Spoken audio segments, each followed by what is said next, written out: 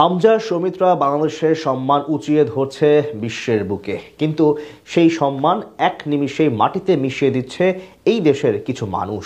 লাতিন বাংলা কাপে আর্জেন্টিনার সঙ্গে যা হয়েছে, এর দায় কি এড়ানো সম্ভব? অতিথিদের ডেকে এনে এমন অপমানের মানে কি? অতিথিদের ডেকে এনে অপমান, মাঠের এমন ঘটনায় উত্তাল বাংলাদেশের ফুটবল অঙ্গন।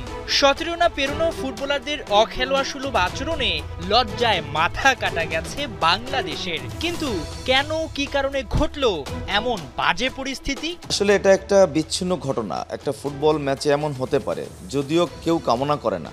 স্পেশালি আমি কোচ হিসেবে কামনা করি না আমার কোনো ছেলে, আমার কোনো প্লেয়ার ইনডিসিপ্লিন কোনো কিছু করবে। সেটা আমি কোনোভাবে অ্যাকসেপ্টও করব না। এটা আসলে মেনে নেওয়ার মতো বিষয় না, বাট এটা খেলার মধ্যে ঘটে। ফুটবল খেলায় এমন ঘটনা অহরহ, যার শাস্তি লাল কার্ড পেয়েছে তারা। তবে কোনোভাবেই এমন ব্যবহার কাম্য নয়, যদিও এই নিয়ে অনুতপ্ত অভিযুক্ত ফুটবলার। না, সে তো ভীষণ অনুতপ্ত এবং সে ম্যাচ শেষে কান্না করেছে। বিষয়টা হচ্ছে আসলে আপনি জানেন, যখন একটা ম্যাচ চলে তখন ব্লাড প্রেশার অনেক হাই থাকে, সব ডিসিশন সঠিকভাবে নেওয়ার সুযোগ থাকে না।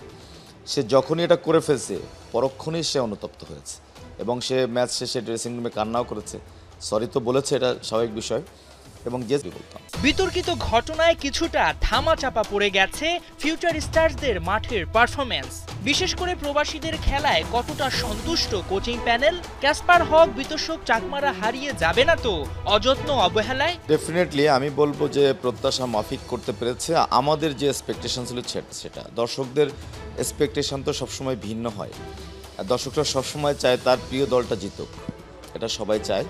বাট আমরা জানি যে আমাদের দলের স্ট্রেংথ উইকনেসেস কেমন আছে। এবং লাতিন বাংলা সুপার কাপে বাংলাদেশের দলটা প্রত্যাশা পূরণ করতে পারেনি সেভাবে। তবে সম্ভাবনা জাগিয়েছেন কয়েকজন। এখন চাবিটা বাফুফের হাতে।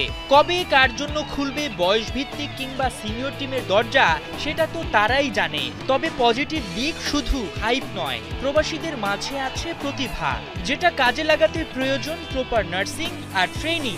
সেই দায়িত্ব কারা নেবে, সেটাও এক বড় প্রশ্ন অবশ্য।